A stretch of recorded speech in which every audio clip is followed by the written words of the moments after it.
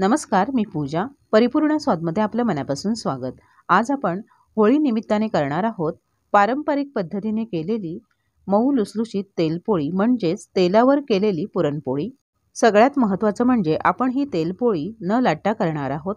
न लाटता तेलपोळी करण्यासाठी पीठ तिंबवण्याची आपण योग्य पद्धत पाहणार आहोत. कितीही पुरण भरलं तरीही तेलपोळी अजिबात फाटणार नाही. याआधी मी आपल्या चॅनलवर पुरणपोळी, संपूर्ण पुरणपोळी थाळी आणि आंबा पुरणपोळी या रेसिपीज अपलोड केलेल्या आहेत. शिवाय आपल्या चॅनलवर कटाची आमटी देखील उपलब्ध आहे. त्या लिंक मी डिस्क्रिप्शन बॉक्समध्ये देत आहे. या सर्व रेसिपीज तुम्ही पाहू शकता. चला तर मग आजच्या साध्या सोप्या तेलपोळी रेसिपीला सुरुवात करूया. सुरुवातीला आपण पुरणासाठी लागणारी डाळ शिजवून घेऊया. त्यासाठी इथं मी कुकरच्या डब्यामध्ये 1 कप चणा डाळ घेतलेली आहे. डाळ मी आधी निवडून घेतली आणि त्यानंतर 2 ते 3 वेळा पाण्याने स्वच्छ धुवून घेतली. डाळीच्या वरती 1 ते 1.5 इंच राहील इतकं मी यामध्ये पाणी घातलेलं आहे. आता आपण यामध्ये पाव टीस्पून हळद घालूया आणि 1 टीस्पून तेल घालायचं, म्हणजे डाळ आपली छान मऊसूत शिजली जाईल. कुकरमध्ये मी तळाशी 1 ग्लास पाणी घातलंय आणि त्यावर स्टँड ठेवलंय आणि त्या स्टँडवर डबा ठेवलाय. डब्यावर मी झाकण घातलंय कारण डाळीचं पाणी बाहेर येऊ नये म्हणून. कुकरला झाकण लावायचं आणि मीडियम फ्लेमवर 4 ते 5 शिट्ट्या करून डाळ आपण शिजवून घ्यायची आहे. तुम्ही जर डाळ आधी भिजवली असेल तर 2 ते 3 शिट्ट्यांमध्ये डाळ चांगली शिजली जाते. कुकरच्या शिट्ट्या झाल्यानंतर कुकरची वाफ आपोआप जाऊ द्यायची आणि मगच कुकरचं झाकण काढायचं आहे. यानंतर आपण तेलपोळीसाठी लागणारं पीठ भिजवून घेऊया. त्यासाठी इथं मी 2 कप मैदा घेतलेला आहे. मैदा मी चाळून घेतलाय. आता आपण यामध्ये थोडंसं मीठ घालूया आणि पाव टीस्पून हळद घालूया, म्हणजे पोळीला छान रंग येईल. हळद आणि मीठ यामध्ये मिक्स करून घेऊया आणि मग आपण यामध्ये 1 टेबलस्पून एवढं तेल घालूया. तेल आपण मैद्याला अगदी व्यवस्थित लावून घेऊया अशा पद्धतीने. यानंतर आपण यामध्ये थोडं थोडं पाणी घालून पीठ छान भिजवून घेऊया. पाणी घालताना आपण थोडं थोडं करूनच घालायचं, म्हणजे काय होतं, पीठ जास्ती घट्ट किंवा सैलसर होत नाही. पीठ आपण थोडंसं मऊसरच भिजवून घेणार आहोत. चपातीच्या पिठापेक्षा आपण थोडंसं सैलसरच पीठ भिजवून घेणार आहोत. अशा पद्धतीने थोडं थोडं पाणी घालूया आणि पीठ छान मळून घेऊया. बघा, अशा पद्धतीने मी हे पीठ भिजवून घेतलेलं आहे. मी इतकं सैलसर पीठ ठेवलेलं आहे. मळून मळून मी असं चिकट करून घेतलेलं आहे. आता आपण यामध्ये 1 टीस्पून तेल घालूया आणि पुन्हा पीठ हलकंसं मळून घेऊया. आता आपलं तेलपोळीसाठी लागणारं पीठ तयार आहे. आता मी तुम्हाला पुढची पद्धत दाखवते. आपण मळून घेतलेल्या पिठाचा गोळा इथं मी पातेल्यामध्ये काढून घेतलेला आहे. आता आपण यामध्ये पीठ बुडेल इतकं पाणी घालूया. तुम्ही पाण्याऐवजी तेल घातलं तरीही चालेल. पहिल्यांदाच जर तेलपोळी करत असाल तर तुम्ही पाण्याऐवजी तेल घाला. आता आपण पीठ एकसारखं करायचं आणि यावर 1.5 ते 2 तासासाठी झाकण ठेवून द्यायचं. 1.5 ते 2 तासामध्ये पीठ पाणी छान शोषून घेतं आणि पिठाला मस्त लवचिकपणा येतो. पुरणासाठी लागणारी डाळ शिजवून तयार आहे. तुम्ही पाहू शकता, डाळ अगदी छान मऊसूत अशी शिजली गेलेली आहे. डाळ जर नसेलच शिजली तर अजून एखादी शिट्टी करून घेतली तरीही चालेल. आपल्याला हा डाळीचा कट निथळून काढायचा आहे. आपल्याला कटाची आमटी करायची आहे. यातली मी 1 टेबलस्पून डाळ बाजूला काढून ठेवणार आहे. जेव्हा आपण कटासाठी वाटण तयार करू तेव्हा ती डाळ आपण त्या वाटणामध्ये घालायची, किंवा थोडीशी डाळ तुम्ही हाताने स्मॅश करून कटाच्या आमटीत घातली तरीही चालेल. त्याने आमटीला छान दाटसरपणा येतो. तुम्ही पाहू शकता, इथं मी कट गाळून घेतलेला आहे. अंदाजे 2 कप होईल इतका कट निघालेला आहे. यानंतर आपण पुरण तयार करून घेऊया. त्यासाठी इथं मी गॅसवर कढईमध्ये आपण शिजवून घेतलेली डाळ काढून घेतलेली आहे. यामध्ये आपण 1 कप बारीक चिरून घेतलेला गूळ घालूया. आपण 1 कप चणा डाळ घेतली होती, त्यासाठी 1 कप गूळ घ्यायचा आहे. हे प्रमाण अगदी बरोबर होतं. आता आपण गॅसची फ्लेम मीडियम करूया आणि असं सतत चमच्याने ढवळत राहूया जोपर्यंत गुळाचे खडे पूर्णपणे विरघळत नाहीत तोपर्यंत. तुम्ही पाहू शकता, आपण यामध्ये घातलेला गूळ पूर्णपणे विरघळला गेलेला आहे आणि आता हे पुरण थोडंसं पातळ झालंय. आता आपण मीडियम फ्लेमवर हे पूर्णपणे घट्ट होईपर्यंत छान शिजवून घेऊया. मध्ये मध्ये आपण चमच्याने ढवळत राहायचं, म्हणजे ते तळाला लागणार नाही. पुरण बऱ्यापैकी घट्ट झालेलं आहे. आता आपण यामध्ये 1 टीस्पून वेलची पावडर घालूया. 1 टीस्पून सुंठ पावडर घालायची आणि थोडंसं जायफळ यामध्ये किसून घालायचं आहे. आपण तेलपोळी करणार आहोत. तेलपोळीसाठी आपण पीठ थोडंसं सैलसर तिंबवून घेतलेलं आहे.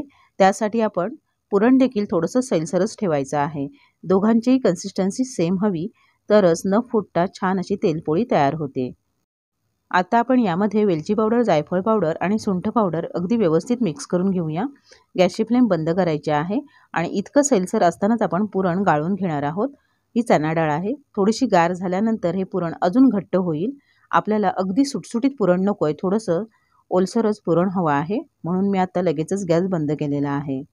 आता आपण पुरण गाळून घेऊया। त्यासाठी इथं मी खाली एक भांडं घेतलंय आणि त्यावर पुरणाची चाळण ठेवलेली आहे। बघा, पुरण लगेचच इतकं घट्ट झालेलं आहे। मी सपाट तळाचा ग्लास घेतलाय आणि त्याने अशा पद्धतीने प्रेस करून आपण हे पुरण गाळून घेणार आहोत। तुम्ही चमचा घेतला तरीही चालेल। पुरण गरम गरम असतानाच गाळायचं, म्हणजे ते अगदी छान गाळलं जातं। आता मी इथे फक्त 1 कप डाळीचंच पुरण केलेलं आहे। अगदी 2 ते 3 मिनिटात पुरण गाळून होतं, पण तुम्ही जर जास्ती प्रमाणात तेलपोळी किंवा पुरणपोळी करणार असाल आणि हे पुरण थोडंसं गार झालं तर पुन्हा गरम करून घ्या आणि मग गाळून घ्या। आपलं सगळं पुरण गाळून झालेलं आहे आणि छान असं ओलसर पुरण तयार झालेलं आहे। आपण आधी डाळ किती ओलसर ठेवली होती तरीही पुरण इतकं घट्ट झालेलं आहे। चुकून जर पुरण खूपच जास्त घट्ट झालंच तर तुम्ही थोडासा गूळ पाण्यामध्ये विरघळून ते पाणी यामध्ये ॲड करून पुरणाची कन्सिस्टन्सी ॲडजस्ट करू शकता। तुम्ही पोळीमध्ये जितकं पुरण भरणार असाल तेवढे या पुरणाचे गोळे तयार करून घ्या, म्हणजे मग आपल्याला तेलपोळ्या किंवा पुरणपोळ्या पटापट करता येतात। बघा, अगदी छान गंधासारखं असं आपलं पुरण तयार आहे। जवळपास 2 तास झालेले आहेत। आता आपण यावरचं झाकण काढूया। बघा, पीठ अगदी छान भिजलं गेलेलं आहे। एवढ्या वेळात आपण बाकी स्वयंपाक करून घेऊ शकतो। आता आपण हे पीठ पाण्यातून काढून घेऊया आणि दुसऱ्या भांड्यात घेऊया। 2 तास पाण्यामध्ये पीठ भिजवून घेतल्यामुळे छान असं लवचिक झालेलं आहे आणि इतकं सैलसर झालेलं आहे। आता आपण हे पीठ पुन्हा थोडंसं मळून घेऊया। आता आपण यामध्ये 1 टेबलस्पून एवढं तेल घालूया आणि पीठ पुन्हा हलकंसं मळून घेऊया। हे घातलेलं तेल या पिठामध्ये मुरलं की पुन्हा 1 टेबलस्पून तेल घालायचं, पुन्हा पीठ मळून घ्यायचं आणि पुन्हा 1 टेबलस्पून तेल घालायचं। असं आपण जवळपास पाव कप इतकं तेल घालून हे पीठ छान मळून घ्यायचं आहे। पाव कप तेल घालून मी पीठ छान मळून घेतलेलं आहे। बघा, आपल्याला पीठ असं चिकट करून घ्यायचं आहे आणि पिठाला असा लवचिकपणा आणि तार आली पाहिजे। आता आपलं पीठ तयार आहे, आपण पुढची तयारी करूया। इथं मी पोळपाट घेतला आणि त्यावर मी असा एक स्वच्छ प्लास्टिकचा कागद घेतलेला आहे।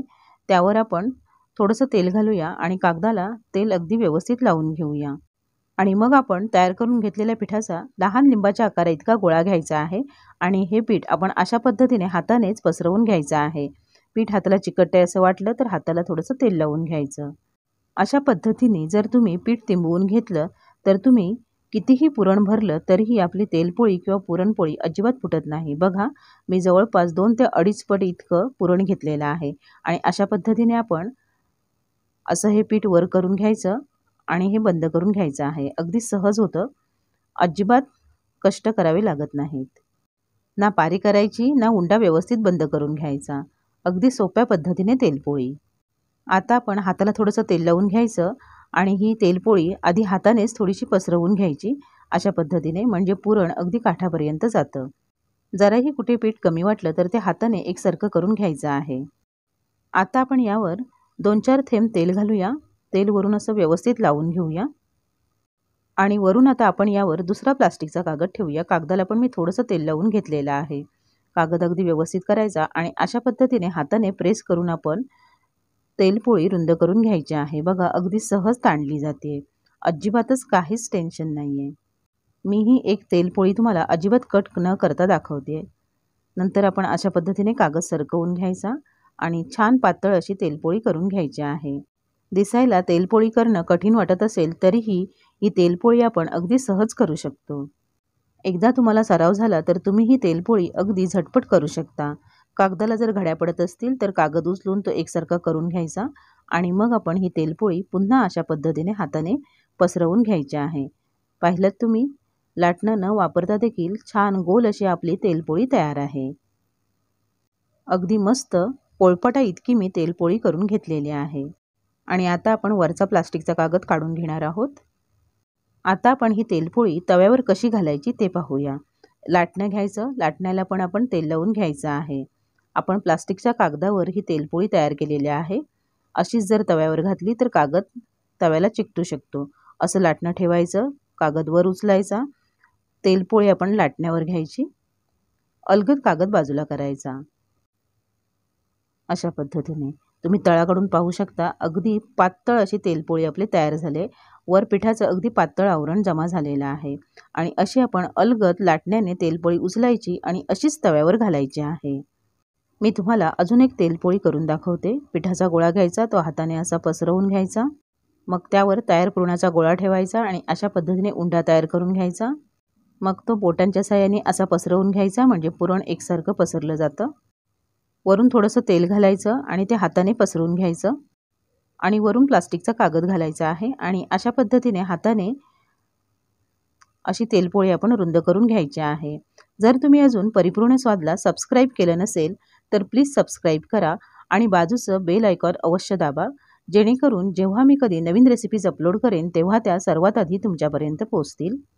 रेसिपी आवडली तर तुमच्या मित्रमैत्रिणींसोबत अवश्य शेअर करा. बघा, काही क्षणात आपली तेलपोळी तयार आहे. वरचा कागद काढायचा आणि पुन्हा लाटणं घ्यायचं. लाटण्याला थोडंसं तेल लावायचं आणि मग अशा पद्धतीने लाटण्यावर पोळी घेऊन ती अलगद उचलायची आणि सेम अशाच पद्धतीने तव्यावर घालायची आहे. आता आपण तेलपोळी भाजून घेऊया. त्यासाठी इथं मी गॅसवर तवा लो टू मीडियम फ्लेमवर हलका गरम करून घेतलेला आहे. अगदी थोडंसं तव्याला तेल लावून घ्यायचं आणि अशा पद्धतीने अलगद आपण तव्यावर पोळी ठेवून घ्यायची आहे. आपण कमी पीठ घेऊन जास्त पुरण भरून तेलपोळी केलेली आहे. पाहूनच तुमच्या लक्षात येईल की आतलं पुरण अगदी स्पष्ट दिसतंय आणि वर अगदी पातळसा पिठाचा पापुद्रा आहे. तेलपोळी भाजताना आपण तवा जास्त गरम करायचा नाही आहे. तेलपोळी पातळ असल्यामुळे ती पटकन करपली जाते. लो टू मीडियम फ्लेमवरच आपण तेलपोळी भाजून घेणार आहोत. पोळीवरून फुलताना दिसली की आपण थोडंसं तेल घालायचं. बघा, पोळी फुलू लागले. आता आपण अलगद पलटून घ्यायच्या आहे. या तेलपोळ्या अगदी लवचिक असतात, चमच्याने त्या पटकन फाटल्या जातात. तुम्ही पाहू शकता आपली देखील पोळी चमच्याने थोडीशी फाटलेली आहे. हाताने जरी आपण ही पोळी पलटायला गेलो तरीही ती फाटली जाते. अगदी सावकाश पलटावी लागते. आता आपण ही पोळी हलक्या हाताने पलटून घेऊया आणि पोळीवर वरून पुन्हा थोडंसं तेल लावूया. आपण तेलपोळी करतोय, अर्थातच तेल थोडं जास्त लागतं. पोळी परतताना चमच्याने फाटली गेली आहे म्हणून तिथून हवा बाहेर जाते, म्हणूनच आपली पोळी छान अशी फुगून आलेली नाही आहे. तरीही तिचे पदर अगदी व्यवस्थित मोकळे झालेले आहेत. बघा, आपली तेलपोळी तयार आहे. तळाकडची बाजू देखील छान भाजली आहे. मस्त मऊ लुसलुशीत अशी आपली तेलपोळी तयार आहे. दुसरी ही पोळी आपण सेम पद्धतीने अशी तव्यावर घालायची. थोडंसं वरून तेल घालायचं आणि पोळी हलक्या हाताने पलटून घ्यायची आहे. बघा, ही पोळी देखील आपली चमच्याने फाटली गेलेली आहे. आता आपण ही देखील पोळी पलटून घेऊया. बघा, पोळी अगदी छान टम्म फुगून आलेली आहे. वरून थोडंसं तेल लावूया, पोळी पलटून घेऊया आणि दोन्ही बाजू एकसारख्या भाजून आपली तेलपोळी काढून घेऊया. तयार तेलपोळ्या मी इथं सर्विंग प्लेटमध्ये काढून घेतलेल्या आहेत. तुम्हाला मी एक तेलपोळी उचलून दाखवते. बघा, दोन्ही बाजूने आपल्या तेलपोळ्या अगदी मस्त भाजल्या गेलेल्या आहेत. तळाकडचा पापुद्रा थोडासा पातळ असतो, तो पटकन लालसर होतो. बघा, अगदी काठोकाठ तेलपोळी फुललेली आहे आणि पुरण देखील काठोकाठ पोचलेलं आहे. कठीण वाटणारी रेसिपी मी अगदी सोप्या पद्धतीने करून दाखवलेली आहे. अशाच पद्धतीने हे तेलपोळी तुम्ही घरी नक्की करून बघा. तुम्हाला आवडली तर तुमच्या प्रतिक्रिया मला कमेंट बॉक्समध्ये अवश्य कळवा. माझ्या अशाच नवनवीन रेसिपीजसाठी परिपूर्ण स्वादला सबस्क्राईब करा. व्हिडिओ आवडला तर नक्की लाईक करा आणि तुमच्या मित्रमैत्रिणींसोबत शेअर करा. पुन्हा भेटूया अशाच एका नवीन रेसिपीसोबत. पूर्ण व्हिडिओ पाहिल्याबद्दल धन्यवाद.